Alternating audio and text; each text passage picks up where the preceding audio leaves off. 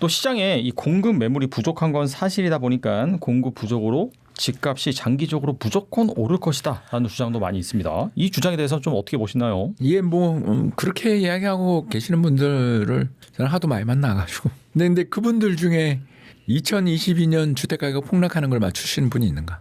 그러니까 지금 앞으로 계속 갈 수밖에 없다라는 그런 단정적인 주장을 펼치는 분 중에 2022년 서울의 아파트 실거래가 20% 하락을 예측한 분이 있었는가?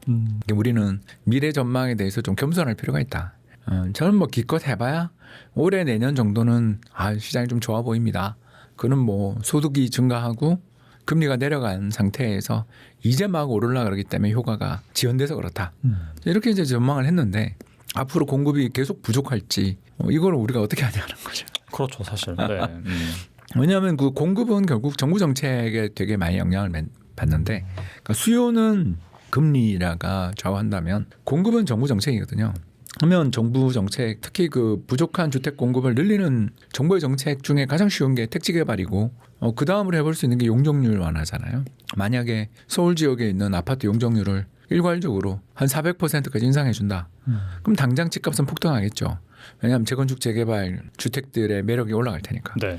대신에 이제 그게 4년이 됐든 10년이 됐든 들어오고 난 다음에는 지금 중국처럼 주택 시장이 장기 불황에 빠져들 가능성이 있지 않습니까?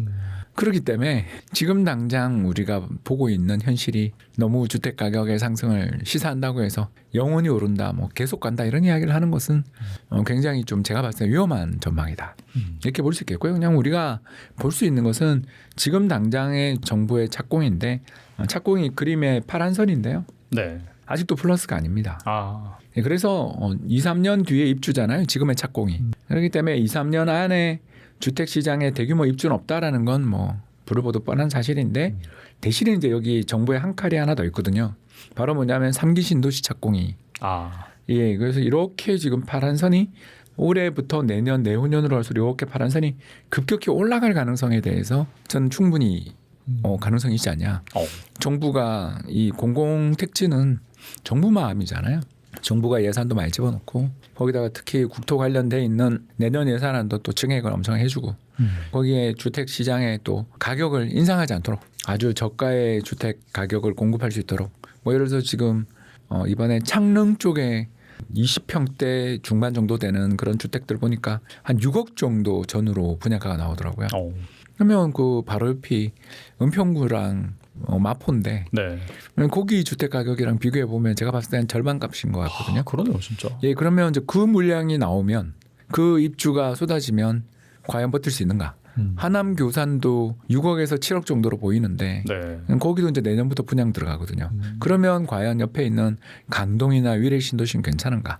하남은 또 괜찮은가? 우리가 이제 이런 걸 고민해 봐야 되는데 그런 이야기는 안 하면 좀 곤란하죠. 그래서 우리나라 정부가 2018년 9.13 대책으로 3기 신도시를 갖다가 이렇게 설정만 해놓고 택지를 제대로 조성을 안 하고 시간이 이렇게 많이 흘러서 무려 8년이라는 시간이 이제 흘렀는데 결국은 아무리 이제 정부가 적극성 없이 대책 없이 그냥 지적만 해놓고 내버려두고 있다가 이제 막 개발하고 있는 중이라는 건 참 마음에 안 들지만 진작 좀 하지. 그랬으면 최근에 주택가격 상승은 상당히 막을 수 있었을 텐데 역대 정부들이 지금까지 일을 안 한 거니까 거기에 이제 물어봐야 되는 거고 이제 지금은 이제 분양이 나오기 시작했으니까 분양 물량들이 이제 쏟아지기 시작하니까 이게 내년 내후년으로 갈수록 계속 이제 착공은 늘어날 거고 그러고 나면 이게 물량이 한 28년 29년에는 입주가 있는 거 아닌가. 빠르면 내년부터도 입주 있는 데도 있고 그러면 주택 시장의 공급이 만성적인 부족이다라는 말은 성립되지 않는 거 아닌가 이렇게 생각합니다. 저도 그냥 공급이 없다 그렇게만 들었는데 말씀 들어보니까 앞으로 한 1년 후부터는 많이 나오네요. 그럴 수밖에 없는 게 뭐 지금 제가 이야기하면서 빠진 게 또 시흥 광명 택지 개발 지구도 또 있잖아요. 거기도 되게 크잖아요. 물론 이제 LH 사태가 난 그곳입니다만 아무튼 뭐 거기도 대규모 택지 개발이 지금 진행 중인 상황이니까 그래서 왕숙, 교산, 창릉 여기다가 시흥, 광명 정도 되면 거의 제가 봤을 때는 1기 신도시급보다는 적졌지만 웬만한 2기 신도시보다는 다 큰 것들이 들어오는데 그 입주 물량들이 쏟아지는 시기에는 분명히 그 주변 지역은 영향을 받지 않겠나. 저는 그렇게 보는 거죠. 확실히 말씀 들어보니까 이 부동산의 역사를 잘 알아야지 그런 것들을 잘 확인할 수 있을 것 같습니다. 그래서 꼭 한번 이 대한민국의 부동산 역사 읽어보시면 좋을 것 같아요. 감사합니다. 네, 그리고 한국의 부동산의 미래를 일본 부동산과 비교하시는 분들도 예전부터 많이 있었던 것 같습니다. 하지만 박사님께서는 일본의 부동산 장기 침체 현상은 이미 먼 과거의 일이다라고 지적하셨는데 일본 부동산 시장과 비교를 해본다면 한국 부동산 시장의 미래는 어떨까요? 이게 이제 우리 아까 두 번째 전에 질문 있잖아요. 공급에 대해서. 네네. 그래서 만일 이제 제가 정말 부동산 가격을 안정시키는 게 우리 모든 것에 우선하는 목표라면 저는 그 두 가지 정책을 도입하면 10년 안에 우리나라 주택 가격을 박살을 낼 수 있습니다. 네, 첫 번째는 빌라의 주차 규제를 폐지하고요. 두 번째는 아파트의 용적률 규제를 폐지하면 됩니다. 그러니까 조닝이라고 하죠. 네네. 그래서 뭐 주거 1종, 2종 뭐 그런 거 들어보셨죠? 네. 준공업지역, 공업지역, 상업지역 이런 식으로 돼 있는데 그건 이제 조닝이라고 하는데요. 이 조닝에서 이제 우리나라는 서울 기준으로 해서 일종 주택 지역 같은 경우는 한 250% 정도가 맥스고 거기다 기부 체납해야 300% 정도까지 받을 수 있는데 만일 그걸 350에서 400으로 옛날 그 조순 시장님 시절입니다. 네, 그때 정도로 올려준다 그러면 재건축 재개발 사업의 수익성이 엄청나게 좋아지거든. 그리고 뭐 기부 체납이니 이런 조건도 다 빼고 그냥 지금 어차피 양도세도 중과를 하고 있고 또 장기 보유 특별공제도 없앤다 그러고 하니까 주택 가격의 상승에 따른 차익들은 정부가 세금으로 다 거둘 수 있으니까 많은 부분을 걷어갈 수 있으니까 그걸 다 폐지해버리면 한 5년에서 10년 사이에 대규모 착공이 진행될 거고요. 그 대규모 착공 중에서 제일 먼저 이제 빌라 공급이 폭발적으로 2, 3년 안에 빌라가 폭발적으로 지어질 거고 지금 또 사업 준비 단계에 있었던 대부분의 재건축 재개발 단지들이 전부 다 우후죽순 주택 공급들이 이제 늘어날 테니까 보통 이제 사업 시행부터 시작해서 관리 처분 그리고 입주까지 가는 시간이 보통 10년 정도 이상 걸리는데 그걸 또 이 방금 이야기했던 사업성을 극단적으로 개선만 시켜주면 여의도 대교 아파트처럼 사업 시행부터 관리 처분까지 2년 만에 해결되는 경우들도 나오거든요.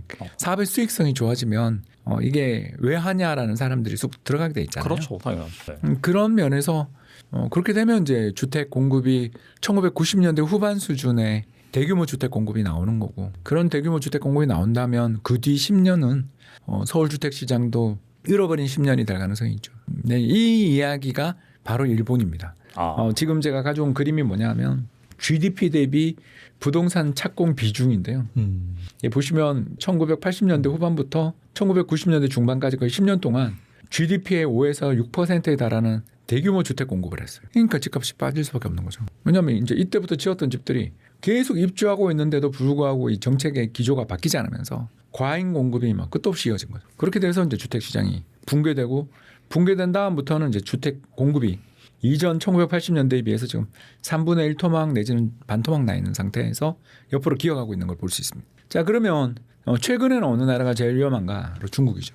여기는 중국은 GDP의 무려 10% 그러니까 일본 대비 거의 2배에 달하는 어마어마한 주택 공급을 2010년부터 2022년까지 했어요. 그러니까 이 물량들이 지금 쏟아지고 있는 거거든요. 그러니 이제 주택 시장이 살아나기가 지금 어려운 여건에 처해 있죠. 그래서 일본처럼 잃어버린 10년 뒤에 급격한 이 구조조정 그리고 이제 아베노믹스에서 살아났지만 여기도 일단 이게 이전 수준으로까지 이게 더 떨어져야 주택 공급이 더 떨어져야만 여기가 살아나는 거죠. 이때 들어왔던 물량들이 계속 영향을 미치는 한 10년, 20년 정도의 시간. 그래서 지금 최근 중국 부동산 시장이 만 5년째죠. 박살나고 있는 이유가 이런 데 있는 거거든요. 따라서 우리가 만일 그런 어마어마한 주택 공급을 해버린다면 우리도 그렇게 된다. 근데 제가 이야기했던 정책을 실행할 가능성은 거의 없잖아요. 사회적 문제가 커지니까 나중에 커지는 것도 네. 있겠지만 정치적인 부담도 엄청 큰 정책이죠. 당장은 재건축 재개발의 수익성을 개선시키면서 당장은 오히려 집값을 더욱더 폭등시킬 가능성이 있지 않습니까? 갑자기 용적률 상향 조정의 혜택을 받게 되는 순간 사람들 받은 데는 단지들은 너무너무 좋지만 못 받고 이미 사업을 시행하고 있는 단지들 입장에서는 엄청난 불평등이라고 느끼겠죠. 부당하다 이렇게 느끼지 않겠습니까? 그렇겠네요, 훨씬. 예, 이제 이런 여러 가지 문제들이 있기 때문에 할 수 있겠냐. 그래서 저는 우리나라 주택 시장의 가격 안정을 위해서는 지금 우리가 할 수 있는 가장 효과적인 정책은 뭘까? 생각해 보면 첫 번째가 빌라에 대한 자동차 관련 규제들을 풀어주는 대신 우리나라도 일본처럼 뭐 후보의 공약이기도 한데요. 주차장이 없으면 차를 못 사게. 아. 예, 그 일본이 그렇게 하고 있죠. 물론 이제 일본처럼 바로 그렇게 하기보다는 정부가 이제 공공 주차장들을 많이 확보해서 거기다가 차를 갖다가 좀 싸게 저렴하게 이제 그 주차를 할 수 있는 공간들을 준다든가 하는 식으로 정책을 유도하면서 해서 지금 빌라 주택 공급이 완전히 그냥 거의 급감한 상태인데 거기를 좀 살리는 게 일단 주택난을 해결하는 첫 번째 방법이고, 두 번째 방법은 3기 신도시 택지 개발은 이미 거의 다 완료됐으니까 정부 돈만 충분히 정부가 재정 적자를 강하게 무릅쓰고 LH공사 증자해 줘가지고 그 돈만 많이 하면 평당 2천만 원대라고 불가능하진 않죠. 그리고 평당 2천만 원대의 아파트가 고양 창릉, 남양주 왕숙, 그리고 광명 시흥, 하남 교산에서 매년 한 10만 원씩 분양한다. 주택 시장이 저는 오르기 어렵다. 정말 주택 가격을 잡고 싶다면 평당 분양가 2천만 원으로 내 임기 중에 10만 원이면 이제 40만 원에 40만 원 공급하겠다. 네. 거기다 다 공급해주겠고 거기는 무주택자랑 또 신혼부부 또는 신생아 특례 대출 이런 거 다 허용해주겠다. 이렇게 이야기하면 출산율도 막 반등하면서 주택 시장에서 지금 서둘러 지금이 아니면 영원히 집을 못 살 것 같은, 이 가격에 집을 못 살 것 같은 그 조바심에 쫓기는 그런 어떤 부부들, 그런 매수자들의 어떤 열기를 갖다가 잠재우는 데 도움이 되지 않을까 싶은데, 이 두 정책 모두 굉장히 큰 어떤 비용이 수반되는 정책이죠. 당장 공공 주차장, 택지 뭐 이런 거 공급들이 정말 쉽지 않잖아요. 또 그 돈들을 거기다 쓴다라는 건 다른 데 들어가던 돈들을 거기다 돌리는 건데, 그러면 기존에 그 돈들을 열심히 받고 사업을 하고 있었던 데 입장에서는 강한 저항을 할 수 있겠죠.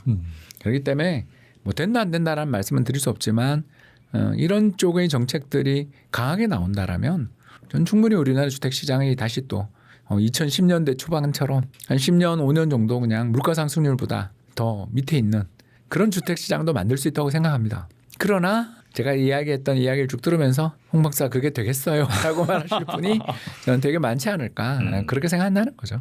어느 정도 뭐 다 수용은 힘들더라도 일부만 해서 이렇게 했으면 좋겠네요. 지금 말씀 들어보니까. 아무튼 뭐 우리나라가 그 전세 사기 사건 이후에 빌라 공급 줄어든 게 지금 임대료 상승의 가장 직접적 요인이고, 이제 두 번째가 임대차 3법을 통해 주거의 안정성을 높여준 대신 이미 전세 계약을 맺고 계시는 분들, 월세 계약을 이미 맺고 계시는 분들은 참으로 좋겠습니다만 새로 시장에 진입하시는 분들에게 이제 벽을 만들어버린 꼴이 된 거잖아요. 그래서 과연 이런 서민들을 위해 주거 복지를 위해서 했던 이 정책들이 오히려 새로 지금 가구를 형성하는 사람들한테는 사다리를 걷어찬 꼴이 되는 거 아닌가, 이런 생각들도 저는 좀 많이 들죠. 그래서 돈을 들여서 주택 공급을 정부가 적극적으로 추진하는 대신 이런 임대차 시장에 있어서 존재하는 제가 봤을 때 너무 강한 규제는 좀 완화하는 이런 정책 조합들을 쓴다면 충분히 주택 시장의 주거 안정은 물론 주택 가격의 하락을 가져와서 부동산을 잡은 정부, 이런 평판을 들으며 마무리할 수 있는, 멋지게 마무리할 수도 있는 기회가 있는 거 아닌가, 그렇게 생각합니다. 그렇게 된다면은 사실 또 정권을 잡을 수도 있겠네요, 진짜. 아유, 그건 모르죠. 우리나라가 우리 국민들이 어떤 한 세력이랄까, 한 집단의 독주를 굉장히 싫어하는 나라라서 이게 참, 제가 2015년 전후에서 국민연금을 썼는데 그때 다들 우리 분위기들을 보면 막 박근혜 정부 다음에는 또 그쪽 내에서 또 될 것 같고 막 그랬었는데, 지나고 생각하니까 그 다음 문재인 정부, 그리고 또 문재인 정부가 그때 나름 경제 성과가 나쁘진 않았잖아요. 물론 주택 시장이 이제 그렇게 되는 바람에 인기는 없었습니다만 경제 성과는 사실 괜찮았잖아요. 그런데도 불구하고 또 윤석열 정부 들어서고. 네. 이런 나라라서 정부가 초조해하는 마음은 저는 알 것 같아요. 자기 임기 중에, 우리 임기 중에 5년 안에 승부를 봐야 된다라는. 그래야만 뭔가 이렇게 지지를 계속 이어갈 수 있고, 그 마음은 제가 알겠는데 그 마음에 이제 첫 번째 조바심 나는 그 답답한 마음에 규제를 강화하는 거는 이제 이해한다. 근데 거기서 끝나면 못 잡는 거죠. 왜냐하면 경제 펀더멘탈이 저금리의 수출 호황인데 집값을 어떻게 잡아요? 그러면 이제 여기서 한 발 더 나가서 그럼 불황이 오라고 기대할 수는 없는 거니까 공급을 좀 잘 건드리는, 슬기롭게 공급을 늘려가는 그런 정책들을 쓰면 좋지 않을까, 생각한다는 거죠. 부동산을 직접 사고 팔지 않아도 리츠 ETF를 통해 부동산 투자 수익을 얻을 수 있다라고 하셨는데 이 책에도 이 리츠 투자 방법이 나와 있는 걸로 알고 있습니다. 예. 그렇다면 지금 주목하면 좋을 리츠 ETF는 뭐가 있을까요? 이게 VNQ라고 네. 세계 최대의 리츠 ETF가 되겠는데요. 아, 좀 차트 한번 봐주시면 감사하겠는데요. 네. 이거 이제 배당을 감안한 겁니다. 토탈 리턴이라고 적혀 있죠. 그래서 이제 배당을 감안한 리츠의 성과인데요. 그림에서 나와 있는 바와 같이 서울 아파트보다 시세가 훨씬 더 강하게 오르고 있고요. 또 서울 아파트가 보유세 또는 양도세, 취득세, 등록세 같은 각종 세금의 부담을 크게 쥐고 있다는 점을 생각하면 사실 블룸버그 리츠 지수는 이제 배당에 관련된 세금 정도를 제외하고는 여기 그냥 우리가 보유하면 또 양도세도 안 내니까요. 여기는 미국의 주식 양도세는 250만 원까지 공제된 다음에 거기 22%입니다만 우리 자주 매매 안 하니까 그렇죠. 이거 그냥 들고 계시면 상당히 좀 괜찮은 매력적인 자산이 아닌가 생각되고요. 이제 우리나라는 주거용 리츠가 없습니다. 그러니까 아파트 한 동을 통째로 싸가지고 그거를 임대를 놓고 그거에 나온 수익을 가지고 고객들한테 배당해주는 그런 게 이제 부동산 리츠잖아요. 그렇죠. 네. 근데 우리나라에는 그런 주거용 부동산 리츠가 없습니다.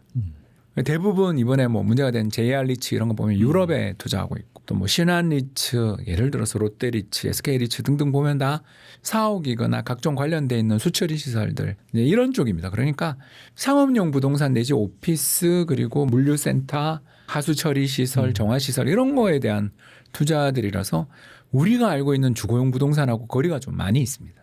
따라서 그런 주거용 부동산에 대한 투자를 하고 싶은데 소액으로 하고 싶은 분들한테는 미국의 이 리츠라는 건 정말 구원의 동아줄이다. 아, 그리고 이걸 내가 보유하고 이 주식을 늘려나가면 한국 주택 시장에서의 가격 상승에 속타는 걸 좀 덜 수 있죠.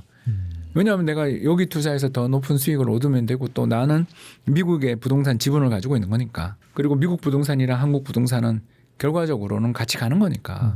왜냐하면 전 세계 금리가 다 같이 움직이잖아요. 그렇죠. 맞아요. 네. 예, 거기다가 뭐 우리나라 반도체 경기 좋다라는 것도 결국 미국 데이터 센터 많이 지어서 우리 반도체 경기가 좋은 거니까. 그럼 미국 경기 좋을 때 우리도 좋고, 그럼 미국 경기 좋을 때 우리 집값도 오르는 거니까. 이 연동성들을 이해하시면 꼭 서울에 한 채는 있어야 된다 같은 이상한 소리들한테 안 넘어갔으면 좋겠다. 살 수 있으면 좋은데 못 사잖아요. 미래 전망이 좋은 아파트나 주택을 살 수 있으면 좋은데 그게 너무 비싸고 또 갭이 적어서 정말 한번 노려보고 싶으면 거기는 용적률이 맥스라든가 아니면 주변 일대 개발 가능성이 낮다거나 또는 각종 정부 역대 정부가 계속적으로 뭐 풍치지구라든가 양악 규제라든가 주변에 있는 세계문화유산 때문에 뭐 높게 못 짓는다든가 등등. 근데 그런 각종 규제를 다 받잖아요. 당장 우리나라 서울 도성이 세계문화유산이잖아요. 그러면 도성 주변에 우리나라 서울 한양성곽 주변에 높게 아파트를 지을 수 있겠어요?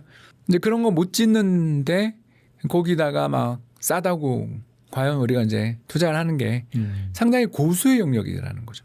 따라서 그런 위험한 또 많은 레버리지를 지는 또 시간도 굉장히 많이 들이는 투자 대신에 미국의 부동산 리츠에 한번 투자해 보시면 유동성도 좋고 언제든지 사고 팔 수 있고 부동산은 또 사고 파는 게 되게 쉽지 않은 데 비해서 네. 굉장히 많은 매력을 가지고 있다는 점에서 여기 투자를 좀 권하고 싶습니다.